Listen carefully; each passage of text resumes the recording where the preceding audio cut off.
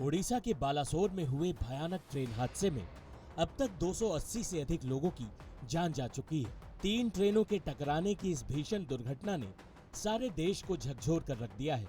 इस हादसे पर हर पल नई अपडेट आ रही है, लेकिन जो सवाल सबके जहन में है वो ये है कि आखिर 3 ट्रेनें एक साथ कैसे टकरा गई, इतनी बड़ी लापरवाही हुई कैसे।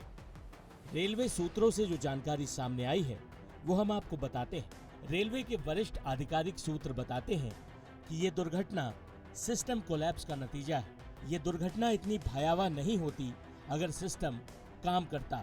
रेलवे सूत्रों का कहना है कि कोलकाता के शालीमार से 12,841 कोरोमंडल एक्सप्रेस तय समय पर चल रही थी। सांतरागाछी में ट्रेन 4 मिनट की देरी से पहुंची।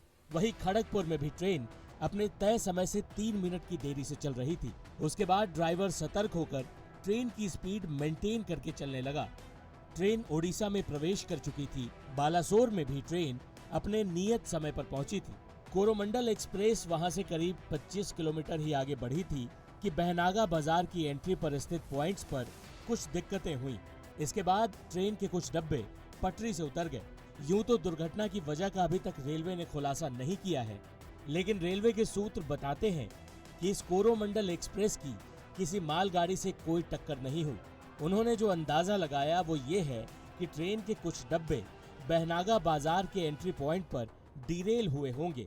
उस समय ट्रेन की स्पीड 130 किलोमीटर प्रति घंटे की रफ्तार से रही होगी।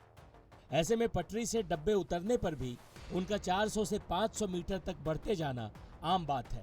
इस बीच कोरोमंडल एक्सप्रेस के कुछ डब्बे लूप लाइन और दूसरी मेन लाइन पर आ गए।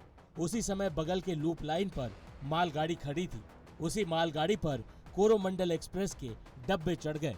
जिस समय ये हादसा हुआ उसकी जानकारी तुरंत कंट्रोल रूम तक नहीं पहुंची। उसी समय वहां से 12,864 हावड़ा बेंगलोर सुपरफास्ट एक्सप्रेस गुजरने वाली थी और दुर्भाग्य देखिए कि ये ट्रेन 3 घंटे से भी ज्यादा लेट चल रही थी।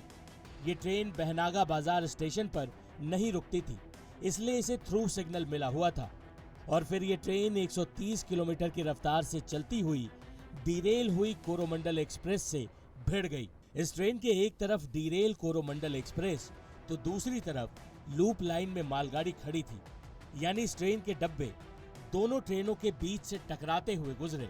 इस वजह से ये हादसा भयानक हो गया।